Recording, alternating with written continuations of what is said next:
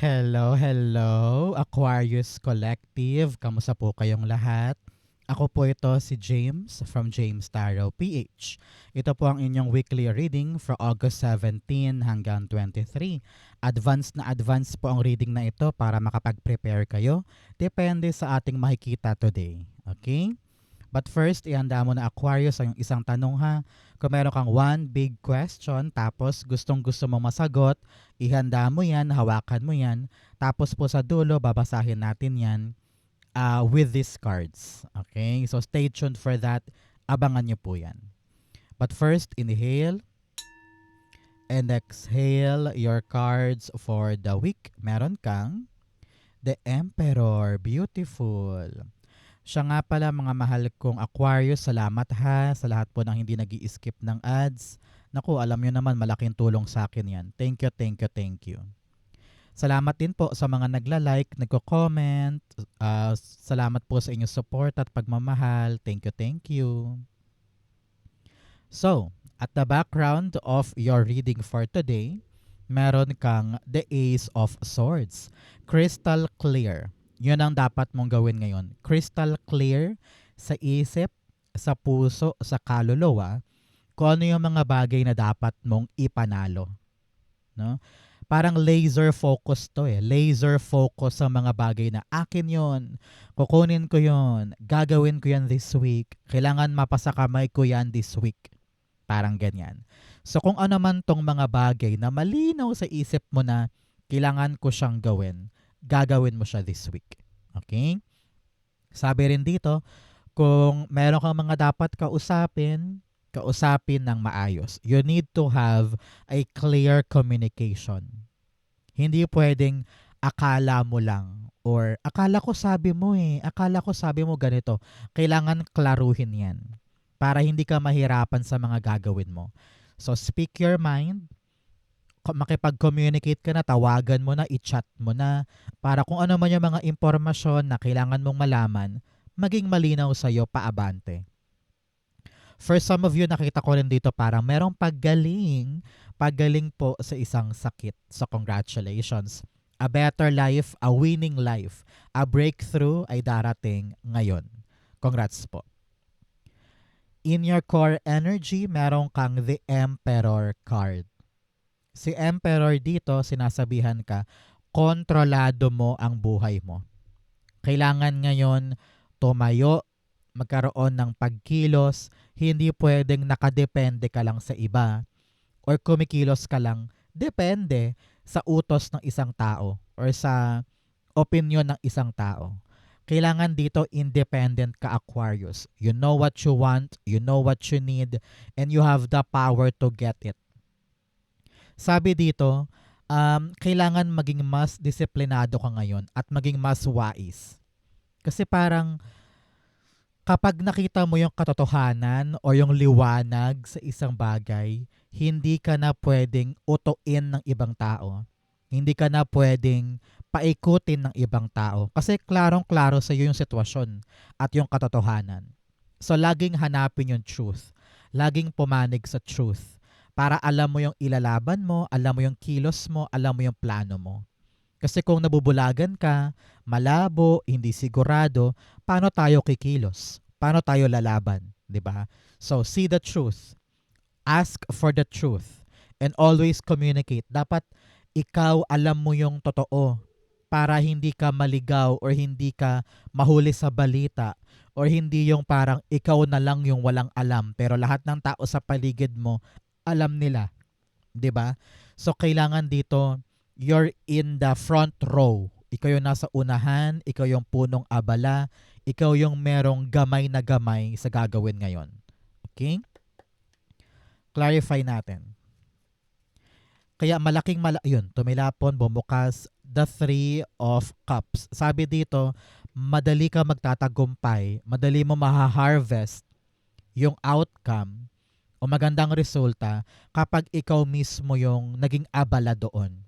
Example, meron kang nilalakad na papeles, pinapalakad mo kay pinsan sa Maynila. Pero ngayon sabi mo, hindi, ako nakikilos para malinaw, para sigurado, para mabilis ang andar. Kasi kung iaasa ko lang sa iba, Baka ma-disappoint lang ako. Baka magka-andap-andap or baka tumagal. Para madali mong anihin yung magandang result at makapag-celebrate ka dyan, kailangan klaro ang bawat aksyon at intention. At the bottom, Chariot card. You really need to charge forward. Hindi uurong, hindi aatras, hindi maduduwag.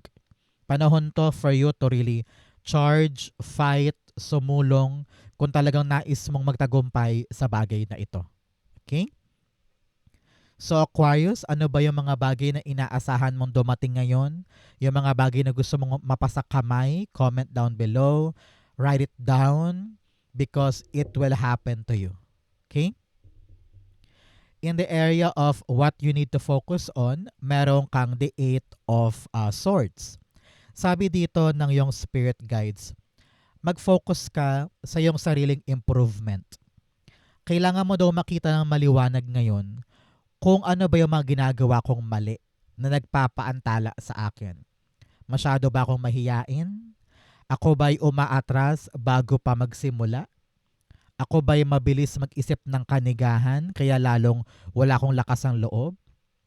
Ako ba'y nagbubulag-bulagan sa aking mga aksyon na kaya ko naman talagang gawin pero iniisip ko hindi ko kaya, mahina ako, duwag ako, or wala akong maisip na paraan, o takot lang talaga ako sa responsibility. Kailangan makita mo ngayon, Aquarius, yung husay mo. Kailangan makita mo yung paraan, makita mo yung solusyon, makita mo yung lusot kasi meron. Sabi nga ni Carlo Aquino sa pelikulang Bata-Bata, paano ka ginawa? So, meron. Hindi pwedeng wala, hindi pwedeng hindi ko alam, hindi pwedeng hindi ako sure. Kasi lahat ng problema may lusot. Meron kang chance na ipanalo ito. Pero masyado ka lang talaga nakahalokip-kip dyan and thinking, naku, hindi na ako makagalaw, nakatali na ako, hindi na ako makaalis. Kunin ng espada, makakaalis ka dyan. Ibig sabihin, kunin ng paraan. Lahat ng possible way meron. Kaya ubusin mo ang oras mo sa pagsubok ng mga bagong paraan. Dahil laging merong paraan. Yan ang isipin mo lagi. Laging merong paraan. Eight of Swords. The Two of Wands. Yes, palaging merong way or merong kang lusot para makatulay sa bago. Panahon to for you, Aquarius, na maging malinaw daw sa isip mo yung purpose ng ginagawa mo para makalaban ka. Kasi kung lahi kang takot, parang iniisip mo, ay okay na ako dito, wag na. Kahit naman kitang-kita mo na yung potensyal ng isang bagay, pero ayaw mong lapitan, ayaw mong aksyonan, ayaw mong gawin kasi nakakulong ka na sa comfort zone mo. Kahit nahihirapan ka dyan, feeling mo, ayoko nang gumalaw kasi baka mamaya lalong masira. Ayoko na magplano ng bago or sumubok ng bago kasi baka lalo kong mahirapan. Yan ang problema mo. So now, be brave to go out of your comfort zone kung talagang nais mong manalo. Kung talagang nais mo magtagumpay ngayon, kailangan gawin mo yung mga bago, kakaiba, yung talaga magpapa-advance sa'yo. At the bottom, the Four of Pentacles.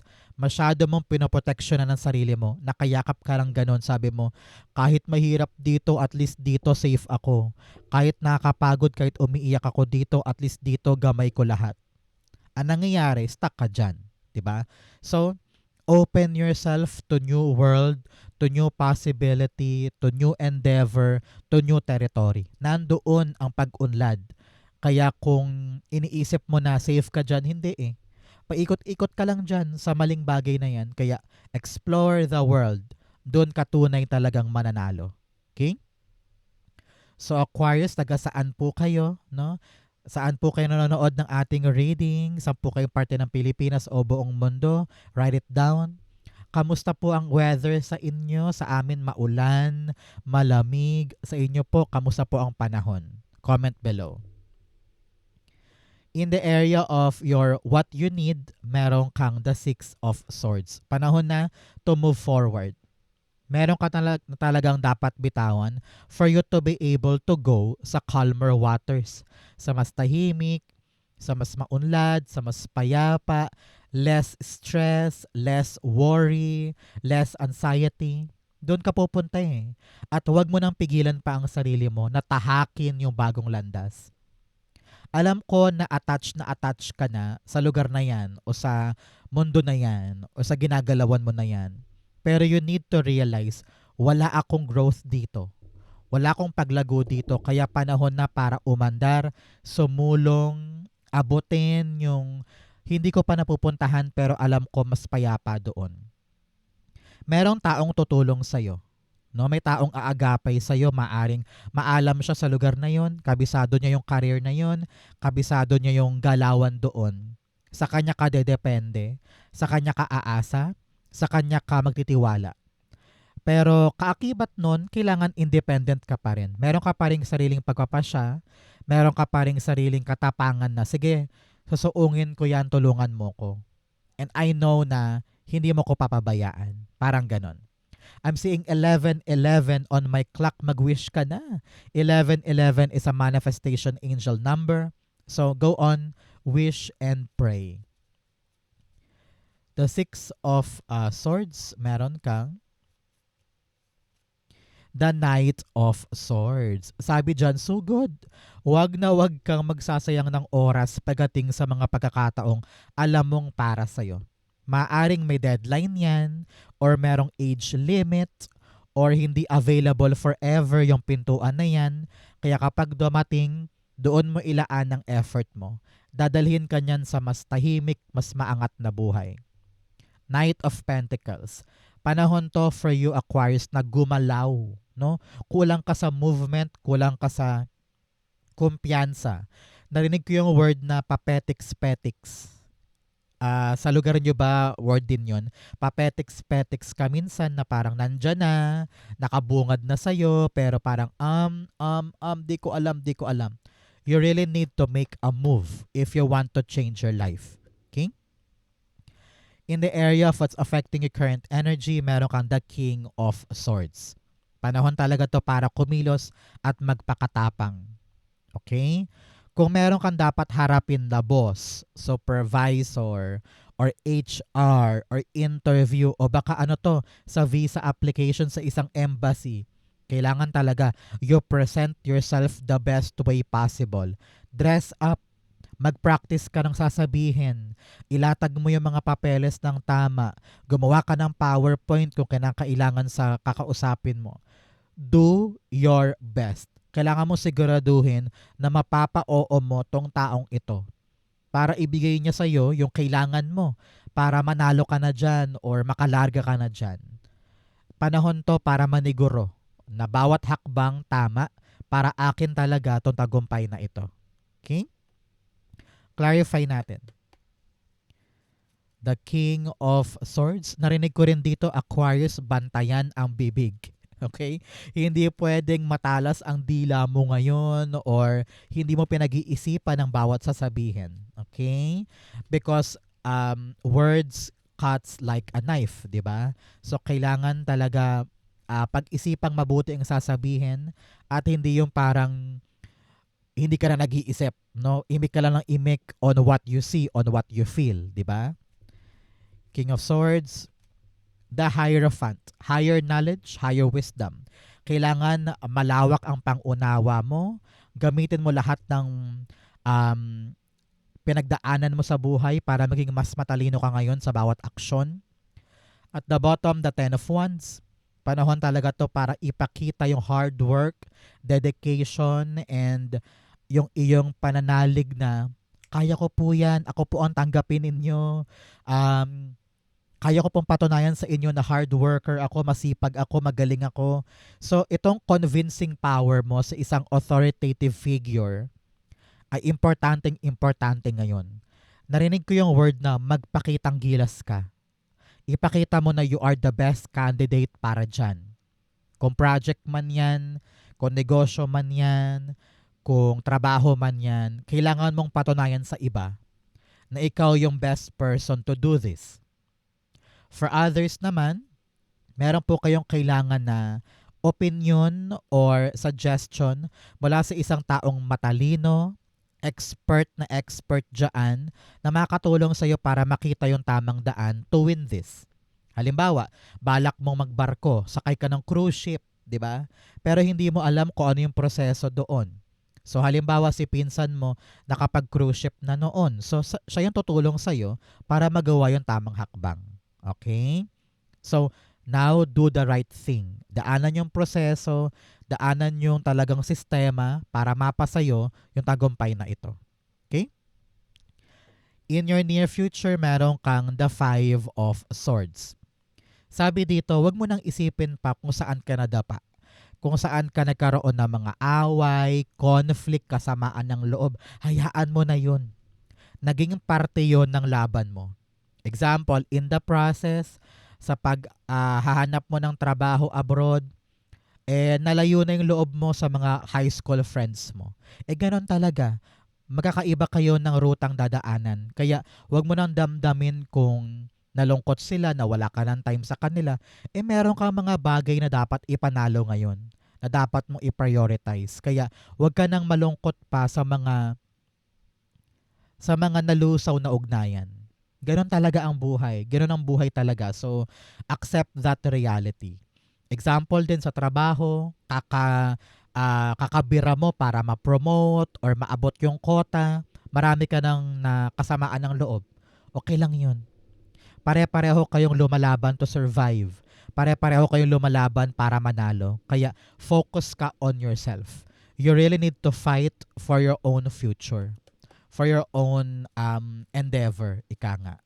So, wag ka nang mag-isip pa sa laban ng ibang tao. Focus ka sa sarili mo. Five of Swords, the Six of Cups. Talagang triumph over obstacle. And forgetting the past. Kung ano man yung nakasakit sa'yo dati na parang hanggang ngayon sabi mo, maghihiganti ako. No. Move on ka dun.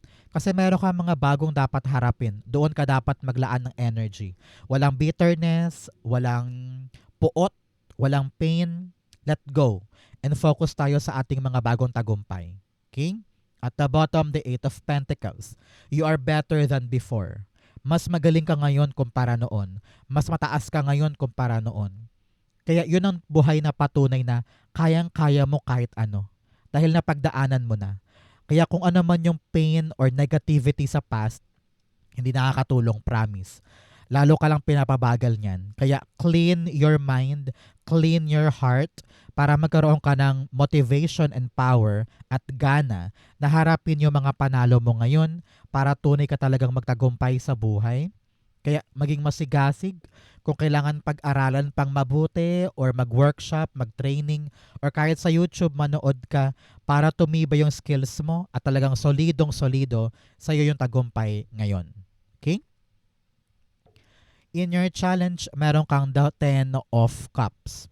Sabi dito ng yung spirit guides, kung meron mang mga away sa pamilya or kung meron mang mga hindi pagkakaunawaan, importante makipag-usap. Makipag-usap hindi para maging tama. Makipag-usap para isalba yung relasyon. Okay? Aanhin mo naman daw yung tama ka nga, pero lumalayo naman sa'yo yung mga kapatid mo, yung mga magulang mo, o yung mga anak mo. 'Di ba? So, you really need to communicate. Pag-usapan, pamilya mo yan eh. 'Di ba?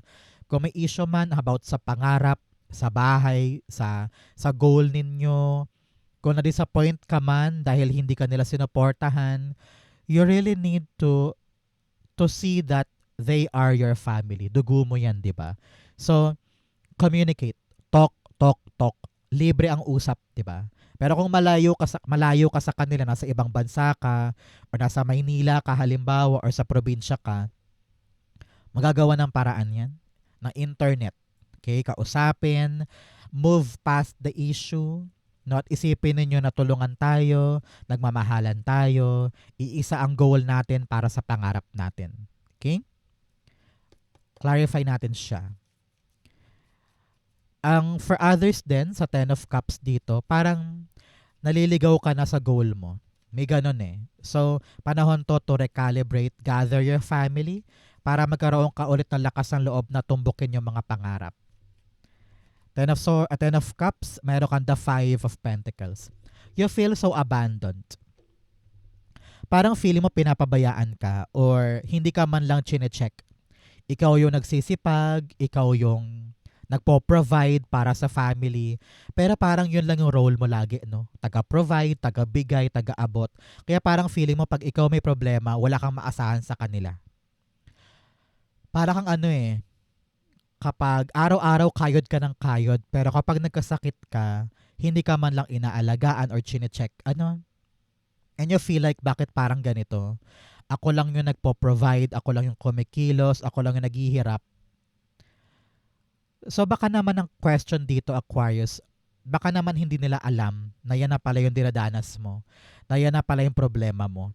So makipag-usap ka, maging open ka sa family mo. Sa dinami-rami ng tao sa mundo, sa pamilya ka dapat maging mas open. Especially sa mga kinakaharap mong problema. Dahil baka mamaya hinihintay ka lang pala nilang mag-open up kasi ayaw ka nilang pangunahan. Ayaw ka nilang kantiin or i-invade ang privacy mo. So communicate. You have your family to be with you para lagpasan yung problemang yan. Page of Swords. Talagang maging bata ka ulit na parang kailangan ko kayo, parang ganun. I know, sabi ko sa iyo kanina na kailangan mo maging independent, maging palaban, tumayo sa sarili mong paa. Pero at the same time, you also need your family to be with you para magkaroon ka ulit ng lakas na lumaban at tapang na lumaban. Okay? Huwag nang mahiya. Ibaba ang pride, ibaba ang ego. You need your family. In your fortune, meron kang the Temperance card. Sabi dito, yung tiyaga mo sa isang bagay, magbubunga. Meron kang inaasikaso. Nitong mga nakaraang buwan, nakaraang linggo na parang ang hirap-hirap, nakakapagod, gusto ko nang matulog, gusto ko nang bumitaw, pero sabi mo, hindi. Ituloy natin to, gawin natin to. Archangel Michael is here, giving you the assurance na kung ano man tong inaasikaso mo, protektado yan. The breakthrough is here.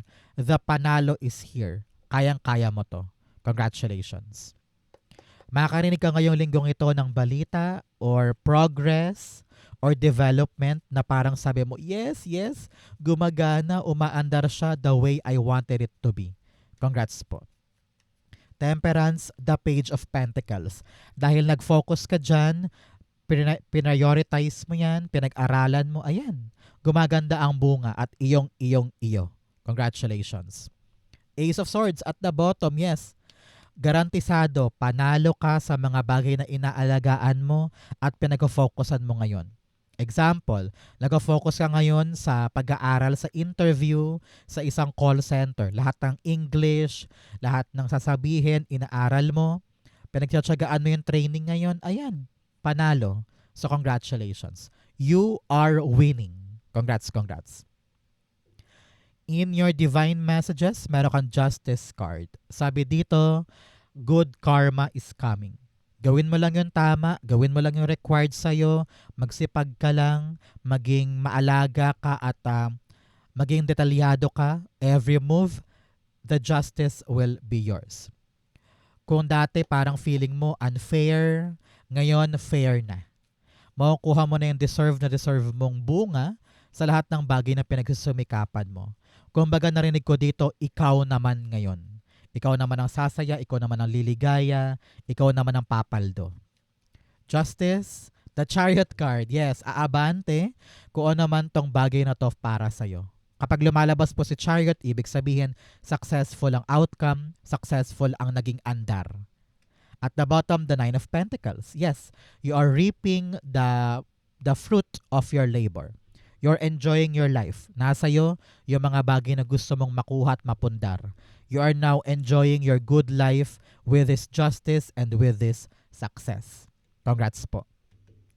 Outcome mo yan, bigyan mo na kita ng fortune cards. Wait lang, pinapayuhan ka dito na maging appreciative. Kung ano man tong makukuha mong magandang bagay at maipapanalong magandang bagay, gamitin ng tama, huwag sayangin, and enjoy the outcome. You have bred period of prosperity and abundance. Talaga namang merong kasaganahan at pagyabong para sa'yo. Congrats po. Maaaring magkakapera ka ngayon, pambili ng grocery, pambayad sa mga bills, o kaya meron kang paldong-paldong kliyente, o biglang lalaki yung negosyo mo, pwedeng ganyan. You have grapes, time to go out and have fun. Panahon daw to para mag-enjoy sa mga natatamasa mo. Okay? You also have yoke, feeling tied down or frustrated. Yes, feeling mo nakatali ka, feeling mo wala kang magawa, pero in reality, meron ka magagawa. You have mountain, major challenge to overcome. Sabi dito talagang pagsipagan, pagtulayan, kayang-kaya mo yan, ipanalo mo yung mga laban. Ang outcome ni Aquarius for August 17 to 23, the King of Cups. Huy, napakaganda. Punong-puno ng ligaya ang puso mo.